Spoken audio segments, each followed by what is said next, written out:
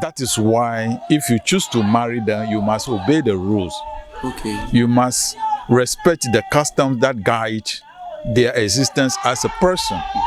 You don't hit them, you don't make them sad, you don't make them feel unhappy. If they weep or they cry in your house, you are doomed. You have to keep them happy because they are salvation for their family. Are you getting my point? Being a Fiashidi is a very important and very sensitive issue. It's a woman fit for a king to marry. And therefore, that woman becomes who? A queen. So you can, you can mess up with a queen. Okay? So there are rules governing them that you must obey. And you don't compromise on these rules. They are special people, untouchable. Let me get to the beginning of who Fiashidi becomes and how it becomes a Fiashidi. Right, in Pennyphone, Ashafo, Yamamu, Aquaba, and Edensu, Edeba, Kabacha TV, so, and then so, Emredru say, Eddie and Dada Jumedia, Amamrefie, and Eddie Ebremu. Butaya, Ewasa. Jumedie echi eni se emrebi atwa mu no ye hu se ye nananom di amamre amane eni ye culture achechre no ena de chechre omuma ye hu se omudi chechre nkwala no omusua nyama bebre edi fimu ena nkwala no so omusua ye no esi wom ye pa so emreti awa atwa mu no ye hu se ye nkwala ya ba die ye re firi amamre no eno nti Kabacha TV agi ato ye hu so se ye beko oman ni afane nyina na fe mpanyimfo a omote Ghana amamre ana Africa ya na amamre ase no afi ye ni wom edidi nkomo na afi yaji omo adwen kire no oni omo achechire se na be ya yensu ya besua bibi eni ye nchirima omo wo yenima omo be onso abesua bibi edi efremu enti se ene ye wo first time a wo hwe ya station wo hwe Kabacha TV nya message se obeye amame ni se obe subscribe Emanye, o subscribe ya na wanya ntobo ase kakra na afi edoma bi ebeba o screen ase na afi wamia edom ni so fiti ene ko video foforo bi a ye de betu ye channel ni so no oni first person na usa ebeka afi su ye wo Facebook ena afi TikTok omo nyina no ni oba ni se obe like page no e de amanye na wa share video no o share video no wia na afi comment bi a wo anasa sembe sabi a opese obisa ye no o de tudwa e de amanye na ahu achirechiri bi a wo na mwaye bi e wo no ye di amount ene ye sanka openye baako bi e wa hase ye ni ebedi nkomo ni enti a ye ni eba bedi nkomo ene ye topic no e Trokosi system a titimrem no yati ya sua e wo book mu nso na so ya adwen en sheda enko ho bebre mpanyufo a omo wo di a omo nim bibia edifa sa Trokosi system we bo apem na ye ni won edi nkomo opanyine wa ha odi agibrema ye ma yentwa ye husuma ye kona se ye ba ye no ye be ye na edi na afi wehu opanyiko a ye ni edi nkomo na afi nkomo di na nkasa ahyase twen suma ye ba sisi ha.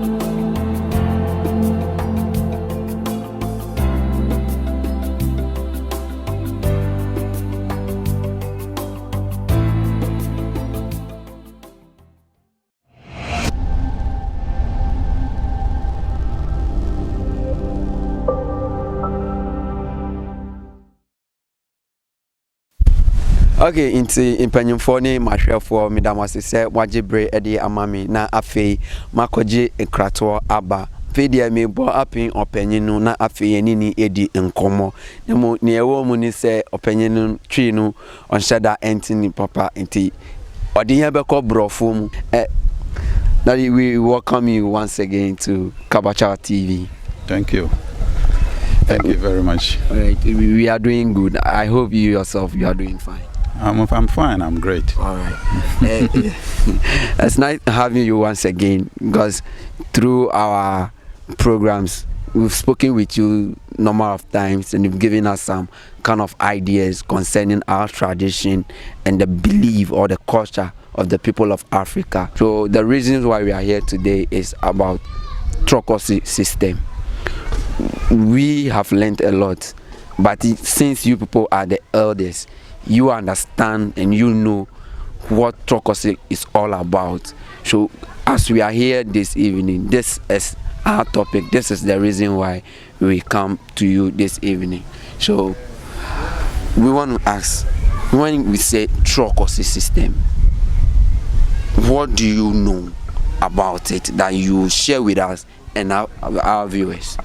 For the sake of the viewers and for the general public, my name is Godwin Azamati, and I was born and bred in Klikor, where we are at the moment.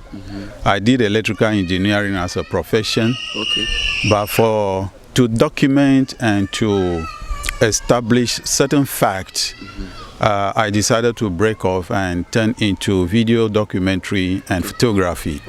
So for that matter, today I can call myself a videographer, because I realized that many things about our culture and our tradition, especially the topic on the table this evening, has to do with so many things that are not true, as propagated by the other divide.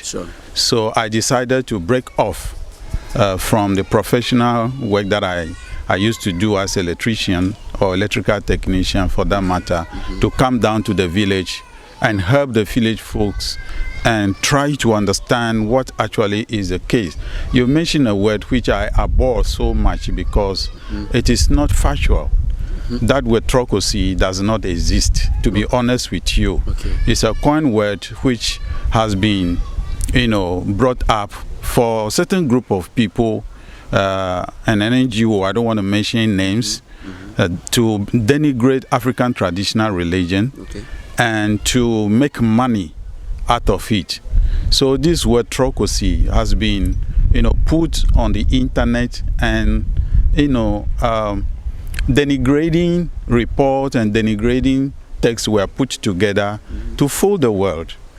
First of all, to go into the etymology of the word Trokosi, I can tell you for a fact that Tron is a divinity that is worshipped.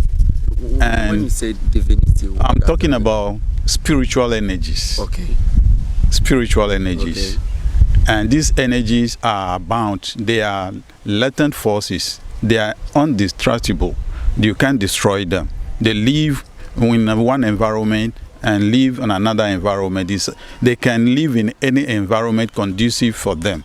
Therefore, they are latent forces that you cannot destroy.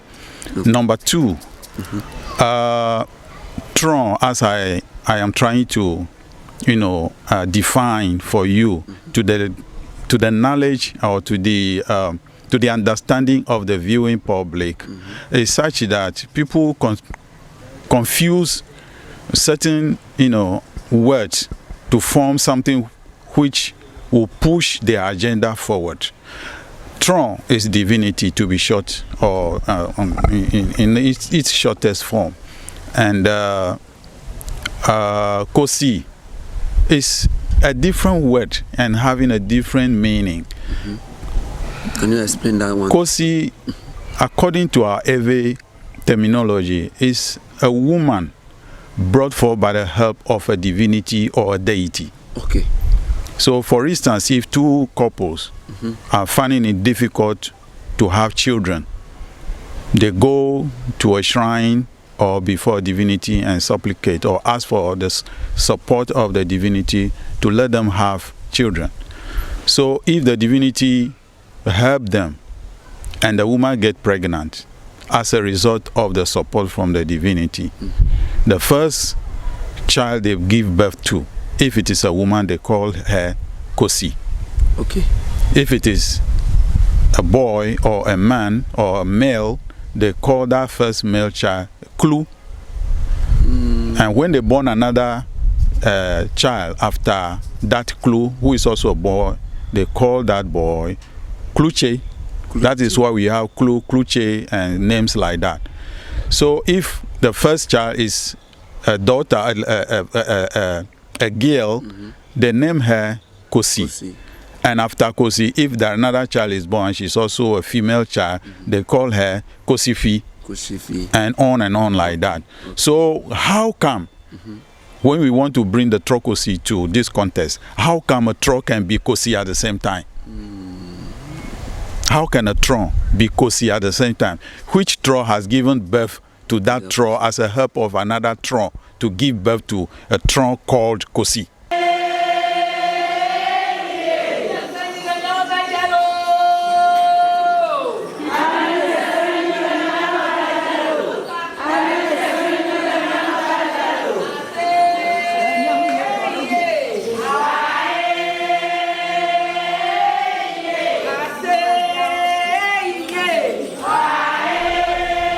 So you can see that this word has been coined together to fool the world, and it doesn't exist anywhere.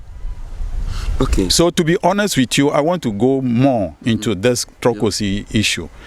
They say, no, by the definition of Trokosi, they say a woman, a virgin girl, betrothed to a god, to marry a god, and they become, that girl child or that virgin girl become a servitude to the shrine and to the divinity, and therefore she doesn't have her liberty, her right to do whatever on her own.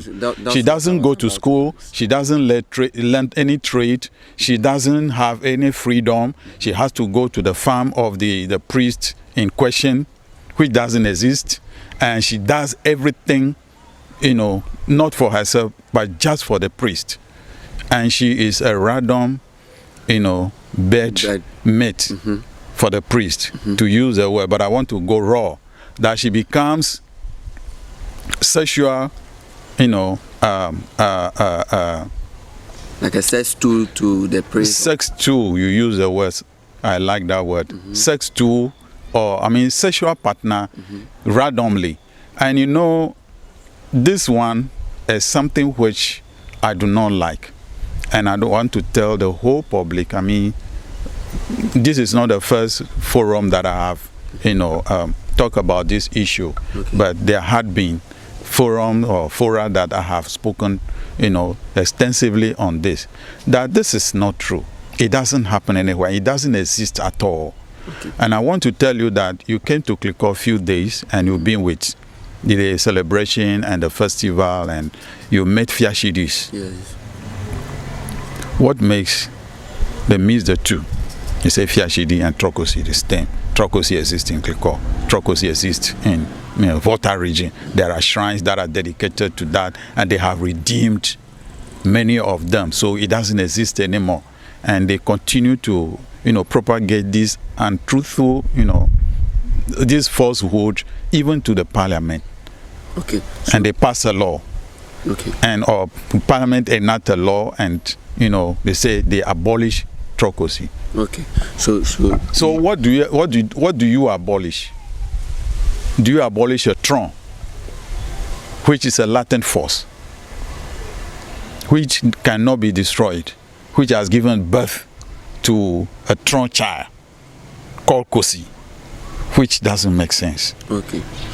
How can a Tron go to another Tron, get her from that Tron, give birth to a girl child, a Tron giving birth to a girl child, and that girl child become Kosi? You can see that there's so much falsehood in the word itself. So I don't like that, and I don't like the word itself because I don't like it, and it doesn't exist. Okay, so you saying it doesn't exist, or they are all not true? Why is it that you people who know much more about this Trokosi system, you are saying it's not true? Why is it that you people don't take legal actions against such force that is being coming out from the city or the country? Because some of us are young, we are trying to learn from you people. So if we go out there and they are telling us, you guys use those girls as a sex tool, or the priest, sometimes they use them as sacrifice and other thing. If you guys know there's nothing as such, why don't you take legal actions against such things? You use a word.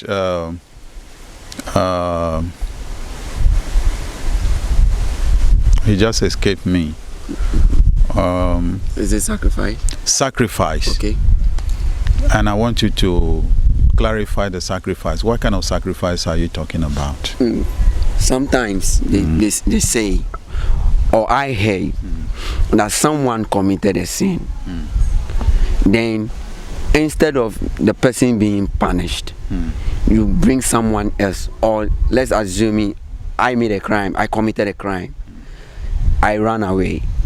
You have to come into my family, come and pick somebody in my family as an atonement for such crime that I did. Well, I will take it from the last word, atonement. Okay. Excuse me. When you say atonement, I think by dictionary definition, atonement has been mentioned the first time, related to Jesus Christ. Yeah. That Jesus was crucified as an atonement for the redemption of sin for mankind. When we say atonement, when Jesus was used as an atonement to redeem the world, okay, is he still alive? Is Jesus still alive? That's what we still believe. That's what you still believe. Physically, when Jesus, according to the Bible, when Jesus was crucified on the cross, wait a minute, on the cross of Calvary, he died, isn't it? Yeah. Yes. So if you are bringing atonement to this context, then it doesn't make sense. It doesn't make sense because Fiashidi is never killed. We don't kill. Okay. Like the Hebrews or the Pharisees killed Jesus Christ and crucified him on the cross of Calvary, and that is used as an atonement for the salvation of mankind. Fiashidi is never killed. Fiashidi becomes salvation for the family instead. Spiritual, physical salvation for the family. So before I get to that point, we don't sacrifice people for sins committed by their ancestors or their families, in quotes. Okay. I will tell you a story. Africa, and as a matter of fact, it is very difficult for people to tell the truth when they commit a crime. It's normal. The people lie to have their way or to defend themselves. And even if they have their way,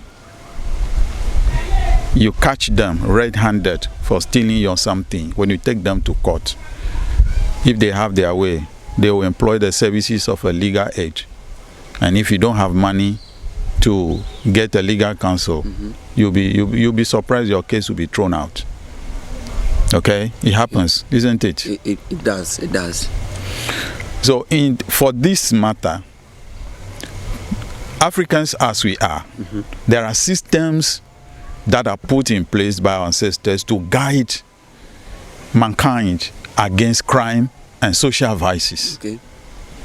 So you are bringing me to the point where I have to talk about Fiashidi and the shrines we have visited and we've been working with these few days. Okay. Why the shrines? Why the Fiashidis? Why the people? Why the priests? Okay. First of all, who is a Fiashidi? Forget about the corn word that I diffuse already, which is the Trokosi. Okay, so let's come into that. Let's come to Fiashidi, and let's come to the significance of Fiashidi vis-a-vis the family and the shrines and the community where they are today. Okay. And I know you have seen a couple of them, or many of them. You see how they come out in their numbers. You see the physical features of them. Yeah. You see how flamboyant and how beautiful they look. And when you put what you have watched, and maybe if you are rolling your videos, you see them, how beautifully dressed, excuse me, how exuberantly dressed they are. Okay. You see that they are responsible people. And you agree with me? Yeah, I do. They look responsible. Sure. They look resourceful, right? Yeah, very, very,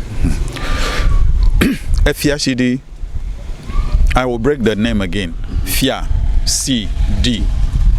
Fia is what? A king. Okay. Si is female. Yeah. D, marry. So, Fiashidi is a woman fit for a king to marry. Okay. Okay. Are you getting the word now? Okay. And are you getting the value and a jewel that we are talking about? So, how does one become a Fiashidi? And what is the significance and the importance, the spiritual importance, physical importance, social importance of a Fiashidi? And who should be a Fiashidi? Okay, can you break down? Gone are the days, and the shrines that you have seen had been informal educational institutes. And up as of today, they still have. That is why we call them Trokosi institutional council. They have a council like that, within which all the shrines within our catchment area are umbrellaed. Okay, so the Trokosi is rather Trokosi. Trokosi, not Trokosi. Trokosi. Okay, what does that Trokosi? Trokosi. Tron, as I already explained to you. They are the deities and all that. Yeah. And I've told you that if you, for instance, you are married, for instance, in quotes, you are married and you are having problem with childbirth. Okay. When you come here, they do the prayers for you. You don't need much, just a thought of akpeteshi for prayers. When you go back home, before you realize, your wife will take a seat. The seat. Okay.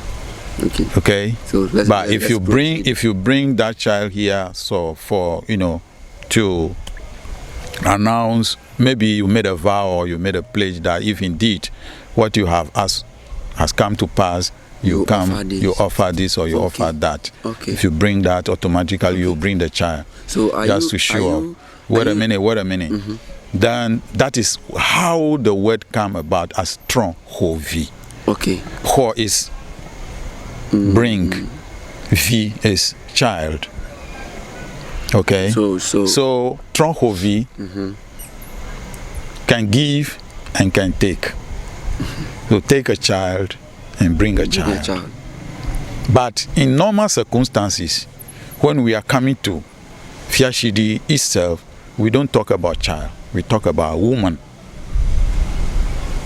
It depends on the circumstances, how the woman is, or that lady is brought. You see, gone are the days, our forefathers knew that if you train, because it is an institution where you train a woman to make her fit for a king to marry, there are levels of, knowledge system enshrined in the shrines that you'll be exposed to as a woman. Our great-grandfathers knew about how to educate. If you educate a woman, you educate. Women are more, they are very good educators in a home setup than men. Right. You come home by the time you come home from work, you get tired. When you take your dinner, straight to bed. But a woman will make sure that the children get comfortable place to sleep, they are bathed well, they are fed, and they sleep before the woman will sleep. Your wife will sleep. By that time, you are already in bed, slobbering or snoring. Okay. But it doesn't work like that in African traditional setup. Women do more of homework than men. So our forefathers and our ancestors got to know about that, and they put these institutions in place to train a woman, because once a woman is trained, it trains a nation. And it's of late that Dr. Agri came with that if you educate a woman, you educate a nation, but if you educate a man, you educate an individual.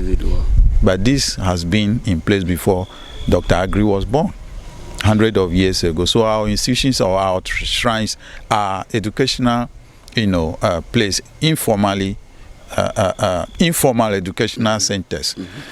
If a woman is brought there, purposely to be trained, to become a woman or a lady fit for a king to marry, as I said, there are stages of, education, stages of training, stages of skill training.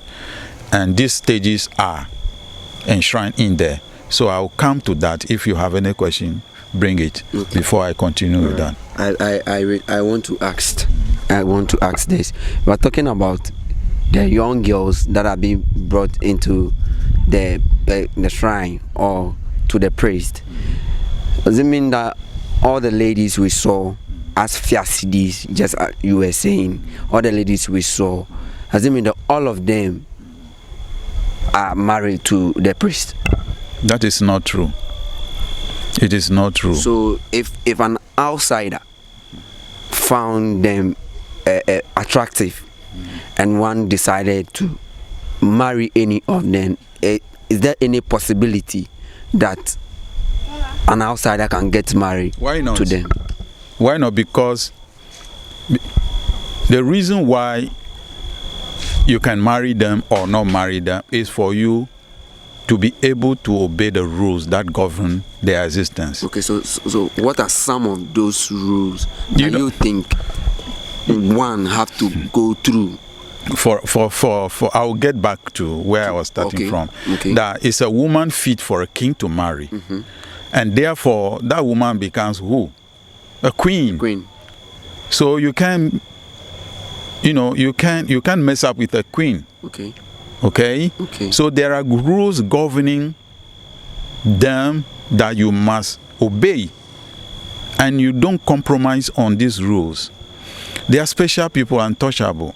Let me get to the beginning of who Fiashidi becomes and how it becomes a Fiashidi. Okay. My mother, let me tell you an example from my mother. My mother is a Fiashidi. Okay. And I can say she was a Fiashidi because she's no more. And before she became a Fiashidi, her grandparents or ancestors did not kill anybody. And for that matter, she was brought to atone for sins, like you used before, to atone for sins. No, that was not the story. And that was not the case with my mother and with other women too. My mother became a Fiashidi as a result of a pledge made by her grandmother way back in the 1900s. You see, 1800s. And that was during the slave trade. I know when the slave trade came to this part of our world, they were just, indiscriminately taking people, especially energetic guys, and selling them out to the Europeans and the slave masters. So my great-grandmother walked all the way from Togo to Klikor and appealed to the divinity, Kli-Adzima, that Kli-Adzima should protect her children and her grandchildren and all the family against the slave trade or the slave raiders. And if nothing happened to any of her children and offsprings, she will bring one of her daughters or granddaughters to come and serve in the shrine, at least to be fetching water for the priest. Those days, the shrine was not as attractive and prominent as it is today. There are many people around that you see doing all kinds of works. It was only the priest in the shrine. So my grandmother saw the wisdom in the fact that he needed somebody to be at least fetching water or doing so many household chores. So she made that pledge without informing any member of the family. So several years later, when she was dead and gone, my mother was given birth to, and for 7 years she was still crawling. Then the family did not understand. So they went into consultation, and it came up that klikor, and she's the one to be brought to serve. Okay. And they went to several places. The same story was there. They said, okay. The family brought, my mother told me this story herself. They brought her, the family came together and they sent delegation together with her, and they brought her. And so they made a prayers and they told the priest that, oh, this is the story they had, and she's not been, walking for 7 years, she's still crawling. And they wanted to know if it is true that the great-grandmother actually came to do the pledge. Okay. So they did a prayer that if it is true that the grandmother came to appeal, then when after the prayers and they give her ablution, the sacred bath, she should be walking. Okay. At least something must happen. Sure. Then immediately the prayers are over, my mother started walking. So that confirmed the divination and the consultation. And that is how my mother was brought. Okay. So if you are brought in as a Fiashidi, chosen by the divinity among your family, when they bring you, there is a woman in the shrine, an elderly woman who is a sanitary inspector and a sanitary officer. They will introduce you to her, and she will take care of you, teach you everything about environmental cleanliness, hygiene, personal hygiene, etc., etc. How to keep your surroundings clean, because she is sanitary officer. So she will take you through all the education concerning sanitary. Then when you graduate from there, you continue to another level, where they take you to a woman called Zeklor. This Zeklor is a catering officer. She will also teach you about every African traditional dishes that one needs to know and one needs to cook. So you can see that in the whole environment, in the liberates of klikor, we have kanklo, we have yakaike, yabolo, kenke, all the dishes you can talk about. Okay. Okay. Are you getting my point? I'm getting your point. Yes. So after that, they will take you to another level where they teach you, petty trading. And within this household catering, training and skill training and stuff like that, they will teach you on, domestic basis and commercial basis. Domestic basis is what? How to cook for the family of 4, 3, 4, 5. But on commercial basis, you prepare the dish on large scale and you take it out to sell to other people into the market. Okay? So from there, you continue and continue and continue. They'll teach you herbal, medicine as well. And you go through this. And the final training that you had before they will graduate you as a total woman fit for a king to marry is traditional midwifery. So, gone are the days there was no clinic in this part of our world, or in the countryside to be precise. We have traditional caterers, traditional midwives who are qualified as a result of this training and education to help during childbirth and labor. Okay. So this is a Fiashidi for you. Okay. And a Fiashidi is not a woman that you just toy with. And to be honest with you, it is informal training in those days. But they were champions when they come out of this and having had this knowledge with them. So they fit in every environment and every situation. Total woman.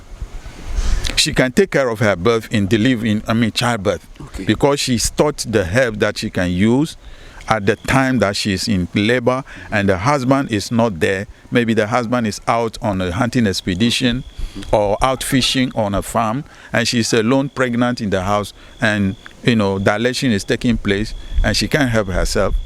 She must know what to do. In those days, they were not many. Maybe the husband and herself are out in the village somewhere, and he's a hunter or a farmer or somebody like that. Okay. So you have to have this training. So a Fiashidi is not just a normal, ordinary woman. To be honest with you, they are trained, they are groomed, they understand life, and they understand it deeper than what we are talking about. And before you be taken to this one, there's a ceremony they will do for you to control your sexual activeness, because all the training that you'll be going through, our forefathers knew about what do you call it, is it girl child education, and teenage pregnancy, rape, defilement and stuff like that. They knew about this. Okay. So they put measures in place to safeguard against these social vices.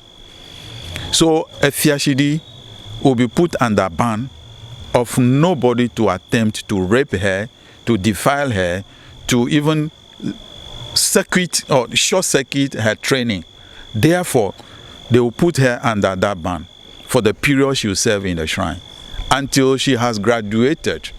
Okay. With the training, okay. Then the final rituals will be done for her. Then she becomes free to find a man of her choice, of her heart, to marry. Okay. So you mean if she hasn't finished with her service? No, you dare not. You dare not. Wow. So why many Fiashidis are, as we are talking about, are as a result of people with impunity, defiling them, raping them, and short-circuiting their period of training. Because some of them believe that they have powers that can overcome the powers of that ban. And they have energies that can combat with the Kli-Adzima and Mama Vena. Therefore, indiscriminately and with impunity, they go out when they see a Fiashidi who is still under training. They want to have sexual relationship with her. Even though if she tells you that she has still not been finished, some of them say that will not have any effect on them. So they do it. So in case something happened like that, if she hasn't finished with her service and you deliberately defile that child or rape that girl, you as the man, what is the implication? What will the ramification is determined by the divinity himself, not me, not you. So either you will be fined, and the fine can be depending on the gravity and the intention by which you commit that crime. Okay. If you commit it indeliberately, you get a bigger ramification. If you commit it without knowing, and most of the time you can't commit that crime without knowing, the lady will tell you that I am a Fiashidi, I haven't finished my training. Good. It is part of their training to tell you. It is part of their rules to inform you. So they can't hide it from you. Unless you say you are Christian, you are Hindu, you are Muslim, Kli-Adzima will not come to you. Therefore, you are powerful, you can do it. Do you know why all these things? If our great-grandfathers have that idea that educating a girl child is very important and useful to society, and they put these measures in place. And if our government and people as we are, we can uphold that concept with all our heart faithfully, I don't think there will be any issue of defilement, rape, call it teenage pregnancy. It will never happen. But look at what society is facing. People rape and they get away with it. They go to court, they get money. No, when they get money, they have money. They get services of big-time lawyers, human rights lawyers to defend them. And they defend them, they go scot-free. Okay. But as for this shrine, Kli-Adzima shrine, you cannot go scot-free. You'll be punished, and punished severely. Okay. That is why sometimes we believe that we have to add value, we have to cherish, we have to hold in high esteem what our ancestors have left behind. The legacy of our ancestors, the providence of our ancestors must be protected, and protected to the core. We want to ask you this.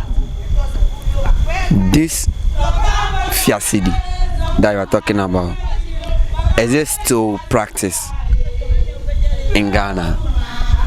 Yes. It's still practiced? Yes. Okay.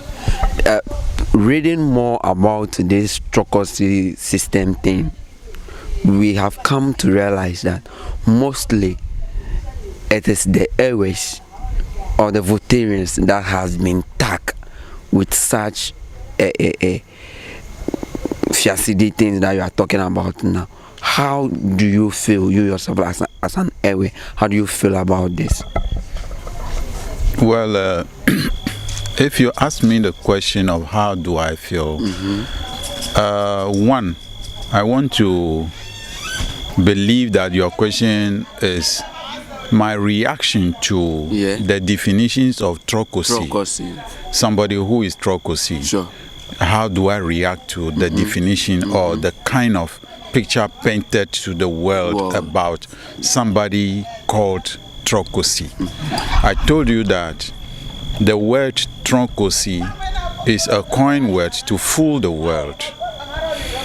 In the same time, to denigrate the cherished legacy of our ancestors that we are upholding as a people today, to make society a trouble-free and free for everybody, and maintain justice in our society. But the question that you are asking me is, what do I feel? I feel sad and I feel bad about it, because when I want to tell you what has been said, what have been put out there on the internet and the world globally, to believe that Trokosi is somebody who, as a virgin, betrothed to a god, and he becomes a sexual, sexual machine for a priest somewhere, and she doesn't marry any other person, she doesn't go to school, she doesn't learn any skill training or any trade for herself. She lives in a destitute situation all her life. It is not true. I am telling you, or I have told you, that I am a son of Fiashidi. Okay. And the language that I'm speaking is not a Ghanaian language. It's an English language. And you can agree with me that I did not study this language by hearing verbally. It means I have been to school. Okay. So if they say Trokosis don't go to school, or Fiashidis don't go to school because the divinities or the god does not allow them to have formal education, and even their children. And in some textbooks, it is written that their children, because of their lack of education, and for that matter, their male children become armed robbers, and the women become prostitutes because they lack education. Okay. Do you believe that is true? Because I am a son of a Fiashidi, and I have been to school, and I have told you from the beginning of an interview that I did electrical engineering. My last corporate employment was the Accra International Conference Center. That is where I worked. We built that building. I have worked in several places, especially expatriate companies that were the company that I have worked with. Okay. Therefore, today, I decided to come back to the village and do my own work, document on African traditional religious practices and concept, trying to put things that are not right. Try to set the records straight, especially about Fiashidi. Okay. As a son of Fiashidi, I stand the authority to speak on my passion and my benefits that I have had, that I have experienced as a son of Fiashidi. To be honest with you, I was a very brilliant student when I was growing up. And all my elementary school, I am not boasting, but it is, it's a commonplace in klikor that I always on top of my class. That is the son of Fiashidi for you. Okay. And this is an endowment of the divinity of Kli-Adzima, because almost all the time we go to the shrine, we have the bath, we pray, we supplicate for education, for wisdom, for knowledge, for progress in our academic laurels. Today, as I speak, I run study abroad program. I coordinate program for universities in America. Wow. Students come here. These trees, if it were in the afternoon, you see. These trees are my classrooms. Okay. I see the students down. I teach them about culture, tradition, and the way of life in this klikor as a countryside. Okay. So that is a son of Fiashidi for you. So if somebody is telling you that a son of Fiashidi or Fiashidis are not allowed to have formal education, and for that matter their children are not educated, or they don't go to school, is it true or is false? It's false. So he's telling you that the word Trokosi is a coin word for some people to make money, and they have made money. Okay. I just don't want to mention names. Okay. Now they've been changing the name of the NGO from one name to another. Okay. Right. And I have documents to support my argument or my speech. I have documents, and these documents will tell you that look, the world has been fooled to believe that there's people somewhere who house, women in a room, 400 of them, 500 of them, and the priest just go and point at one and take her to his bed and have sex with her indiscriminately, no matter your age, no matter what. It doesn't happen like that. And to be honest with you, my name is Godwin Azameti. The priest who initiated my mother into Fiashidihood was Togbi Sedo, or Amagashi Sedo, way back in the 1950s. Okay. And when my mother went through the basic training and she graduated, my father married her, and that is why I am Godwin. I am not Sedo. Okay. Otherwise, my name Azameti wouldn't have been Godwin Azameti. It would have been Godwin Sedo, because that was the priest. Indeed, the story of the NGOs that the Fiashidis don't get married to any other person except the priest, that would have been the situation where my mother would have been married to the priest. But the story is not true. Okay. Therefore, that is why. And this is my house. And this is a house which my father built. And when my father passed away, I inherited it with my younger brother. Okay.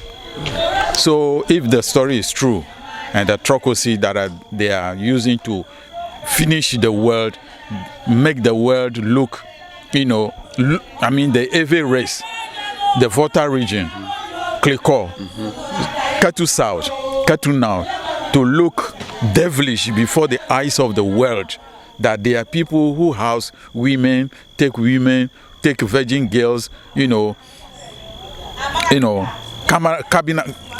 just break them apart, rape them indiscriminately, at random, at any choice, defile them anyhow. Look, just assess this and just look at it. That could that happen in Ghana? With the constitution that we have, could that happen? It will never happen. If a priest has a wife, there will not be more than 4. And he does not get married to a Fiashidi without actually engaging the Fiashidi from the families. So if a priest needs to marry, he has to go through all the marriage principles. Okay. First, consultation. Second, knocking. Third, engagement. And the full marriage right before he can go to bed with that lady. That is how it is. Okay. So it is not a situation where they have painted it so much so that, to be honest with you, this is a religious persecution. The Trokosi thing is a religious persecution. Religious persecution in the sense that they want to break the neck of African traditional religion to make Christianity upper hand. Okay. And I am against that. Okay. Because our constitution, 1992 constitution, give every person the right to choose the society or the organization he wants to belong or she wants to belong to. Okay. Therefore, it must not be anybody's intention and agenda to break the neck of a sister religious divide. And that is why I am peeved sometimes. If you ask me the question of what is my reaction towards Fiashidi kind of thing, I feel sad and I feel devastated. And I know the very people who are behind this. I met them before at Jimpa. We sat on the same panel and I finished them right over there. If they say Fiashidis don't go to school, they are not allowed to have any modern kind of living. You were in the shrine today. You saw the TVs over there. You see the Fiashidi with smartphones and iPhones. You saw it. Yeah. So is that the situation? Is that true? No, it wasn't. So if you have not come to Klikor, will you be able to know that the story out there is false? It's just for somebody to make money. And they have made money, but now they can't make it anymore because the world has been told the truth now. Americans have come here to study on the system. They live with the priest, they live among the priest family, they live among the children, they go everywhere, they enter the shrine, they sleep in the shrine, and they did their masters and their PhD, and I have records there to show to you. Wow. Yes. Wow. So it is always, piercing to talk about this as a person. And to be honest with you, you can assess me that if I had not been to school before, how will I be able to speak the Queen's language? Yes. Even though I am not English scholar, but to some extent, you can understand me very well. Very, very well. And I think I'm making a good sense. Yeah, sure. All right. So if, let's take it that you have a child and you are a son of a Fiashidi, and somebody is saying that Fiashidi's children don't go to school, and your child is at school. I have a textbook written by, I don't want to mention the name. Okay. It's social studies for secondary schools. Secondary schools, okay. 3rd edition, written by a lady. And some point she said Fiashidi children or Trokosi children don't go to school. Their parents are not allowed to go to. The mother is not allowed to go to school. Therefore, the children are also not allowed to go to school, and they become, social, deviants, armed robbers, and commercial sex workers.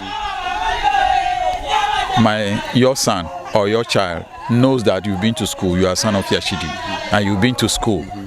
And if they use that at the social science or social studies examination, objective examination, and ask the question, maybe the examiner based his question on that particular point, that does Fiashidi or Trokosi children go to school? And your son knows very well that you are Fiashidi, your mother is a Fiashidi, but you've been to school. And the objective answers are A, B, C, D. And A is false, B is true, near blah blah blah blah blah blah blah like that. And your son knows that you have been to school, and she takes, or he or she takes, your son, I'm talking to about son, and he takes A, which is true, and the examiner marks it according to the textbook that is false. Who failed? Your son. You see, the woman who wrote that textbook, who didn't do due diligence to this research before he wrote the book.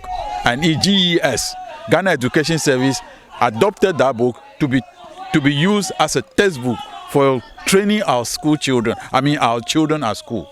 Wow. You see the havoc that this Trokosi coin word is causing the world. You see the havoc. My children are at a high school right now, and they know that their grandmother was a Fiashidi, and their father had some education. I don't want to talk about masters. I don't want to talk about education. I am self-made, to be honest with you. Many things that I can do, and they know, my children know it. So if that's the same question is asked, a social science or social studies, and they say false, their father has been to school, their grandmother have had, training.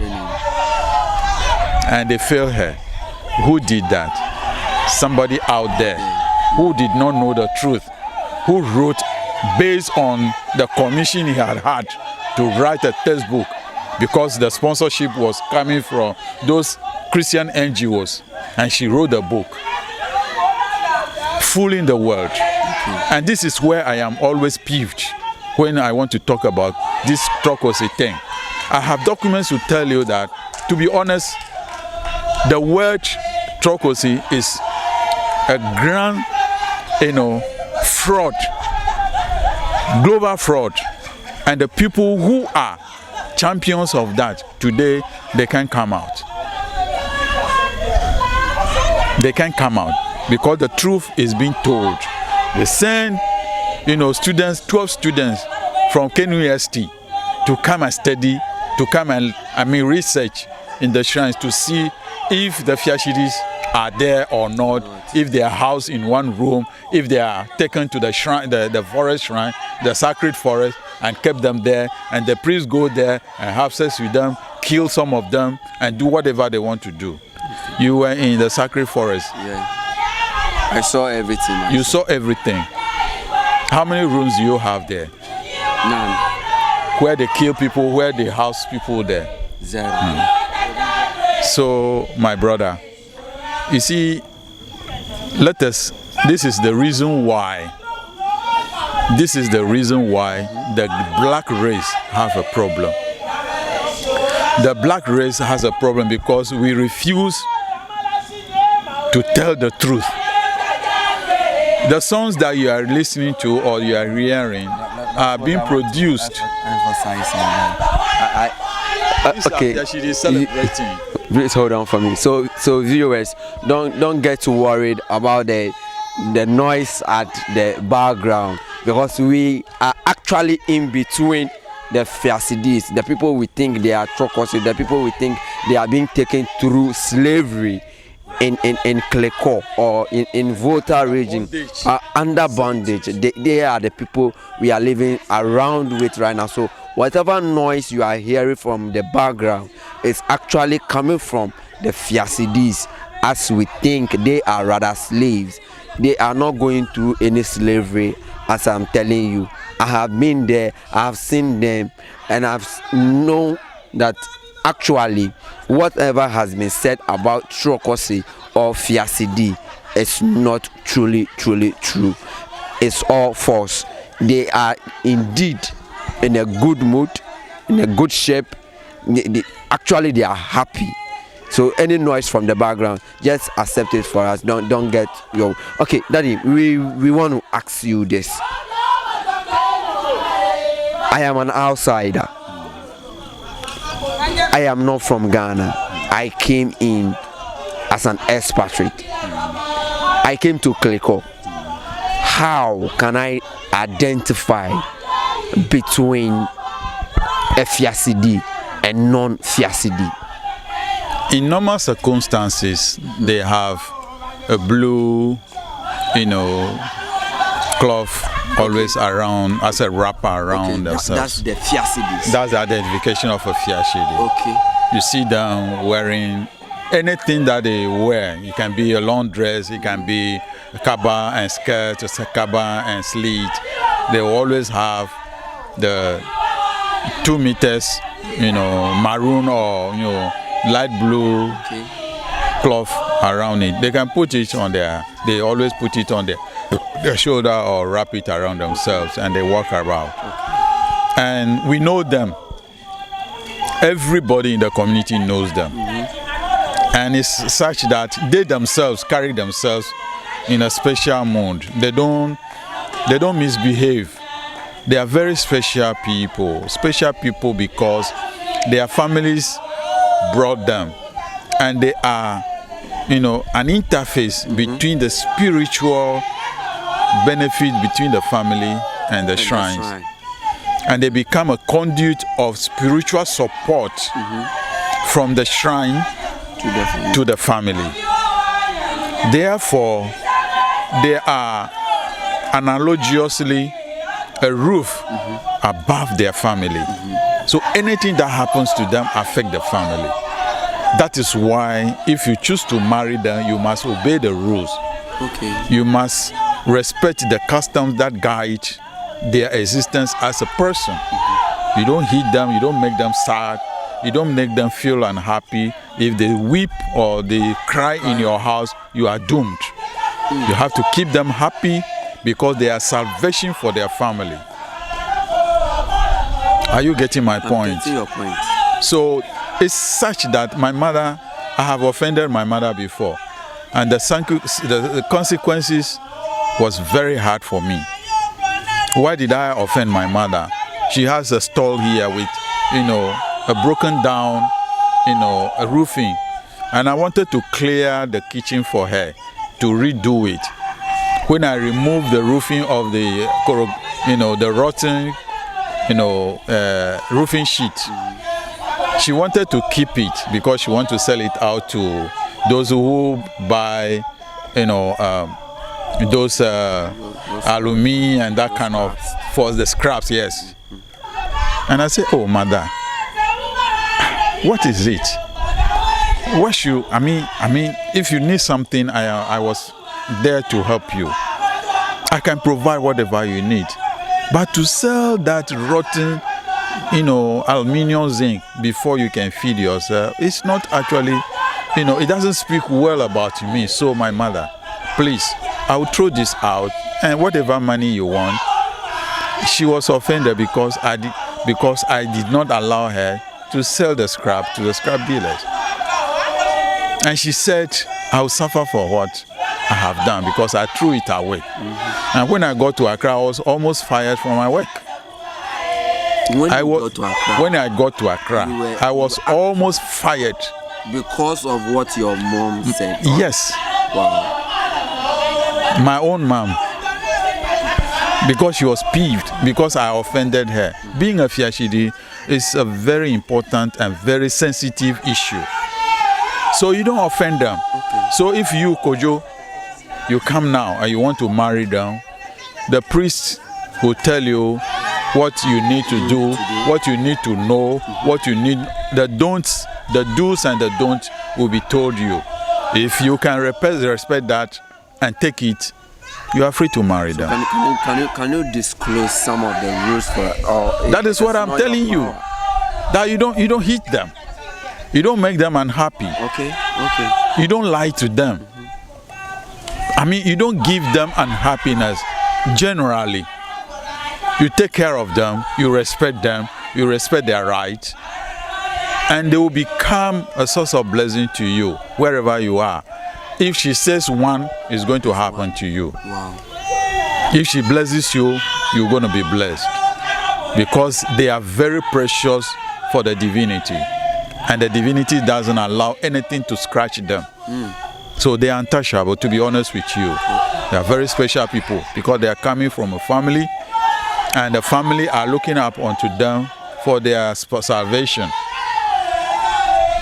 And let me give you an example.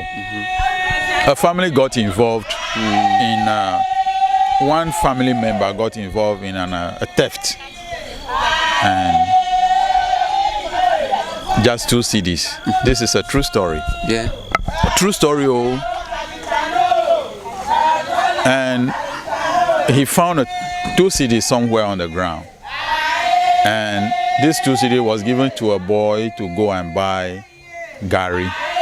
So when on the way going, the money dropped. No, the money didn't drop. There was another guy who was bathing, and the money, the 2 cedis, was in his pocket. I mean, boxer short. Yeah. So he hung it. Traditionally they have raffia, palm branches enclosure for bathing. Yeah, sure. So he hung the boxer shorts on the top of the fencing. So the money dropped. So when the man was going, he saw the money on the ground and he took it. Meanwhile, he asked the son to go and buy the gari for him, and the son refused. So he himself was going and he found the money on the ground and he picked it up.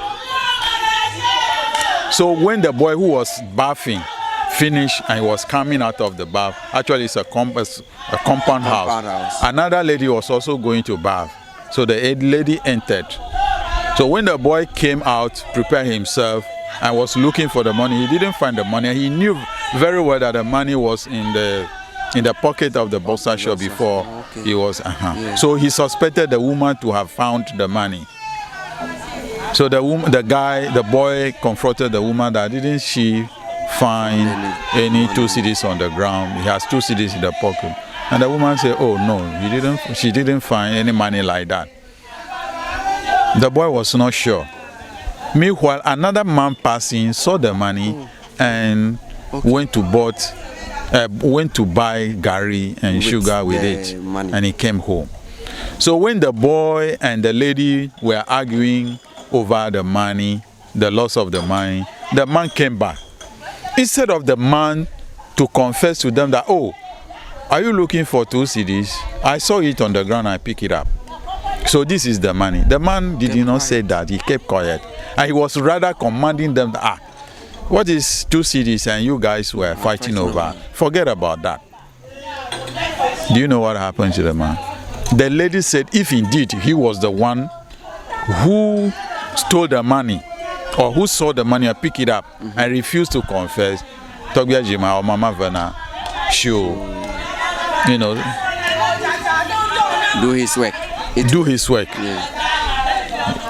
And lo and behold, this case were being trashed in the family from one end to the other, Finally, the man's own brother, who was the breadwinner of the family, passed away. When they went to consult the dead person's soul, he said they should ask that brother. He has a case, he has something to tell the family. And it's because of 2 cedis. 2 cedis, oh my brother, 2 cedis. They have to bring the case to the shrine here. And I have a recording to support what I'm talking about. When they brought the case together, I was there to take video. And the man confessed that indeed he saw the 2 cedis. But the problem with him was he should have. And the wife of the woman, the man also came to confess that indeed when the husband came home, he said he found 2 cedis. And instead of owning up, he just appeared with impunity, nothing will happen to him. You see. So look at some of these things. So as a black people, I mean Africans, why is it difficult for us to tell the truth? That is the reason why some families will have to be bringing their people to serve as an interface. For their salvation. Oh, okay, so Daddy. But you had a question. You asked me a question earlier on that why should you commit a crime, another person should be yes. Yeah, it is not atonement. If a lady is brought here, to serve in the shrine, to save your family, she is not atoned for any sin committed. She's not killed. She's kept, and she becomes a conduit of salvation for the family, and she becomes a point of contact for the family to understand that it is not good to commit a crime. Okay. Are you getting the difference? Yes. So if it is an atonement, she must be killed, as Jesus was killed on the cross of Calvary. But the woman is kept, and kept with the best of care. And that is why if you marry her, you can't touch her. You can't kill her. You can't make her unhappy. You can't molest her. Because she's a salvation for some family. Are you getting the picture clearer now? I got you right. I hope you are enjoying the... Seriously, with the kind of mind I have about this Trokosi system, it into everything. I am extremely clear with whatever. I want to ask you our last question. Assuming government has put it upon itself to abolish such tradition, what do you people have to say about that? The government was fooled to believe that what the NGOs have put out there is true. But we are saying that it's not true, and we are demonstrating how truthful or how false it is. And this forum, I am trying my best to tell you that what they have put out there is not true. And I have examples, I have made examples that have expatiated on what I'm talking about. And it is true that the government has been, fooled into believing that what they have abolished is not in existence. So, to be honest with you, I have told you the trainings, the values that have been added to a lady brought in. To be honest, Fiashidis are not brought in as virgin girls. My mother was brought in as an adult, and she went through the process, and she got married to my father.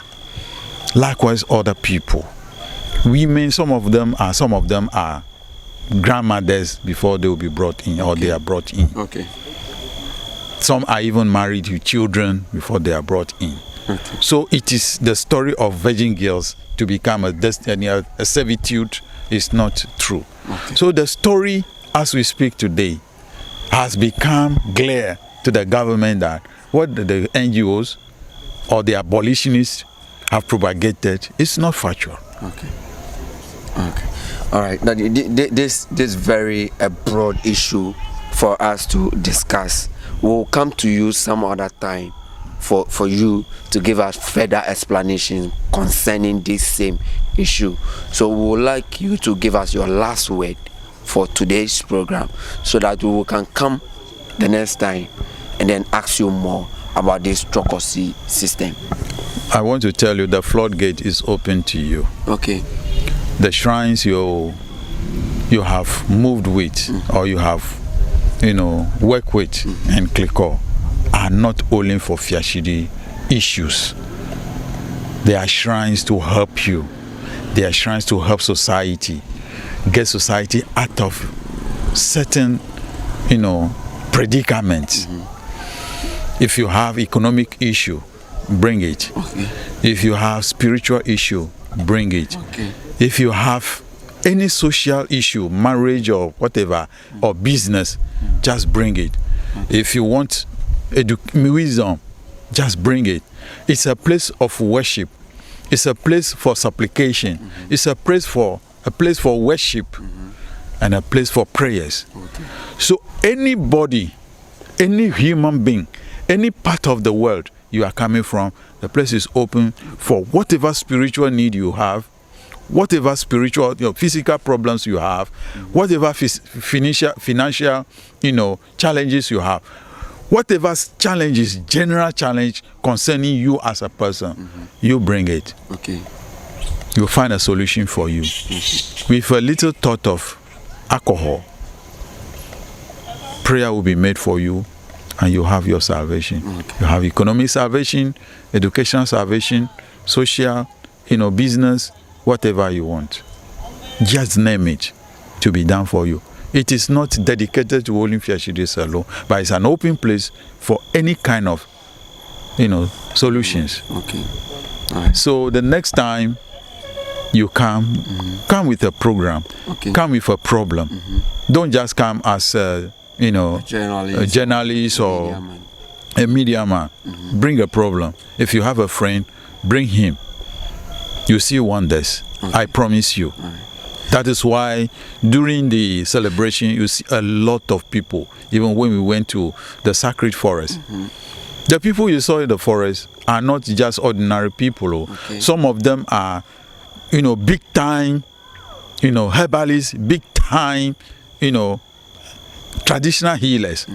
But they also came to have, rejuvenation and reactivation of their energies and have some prosperity.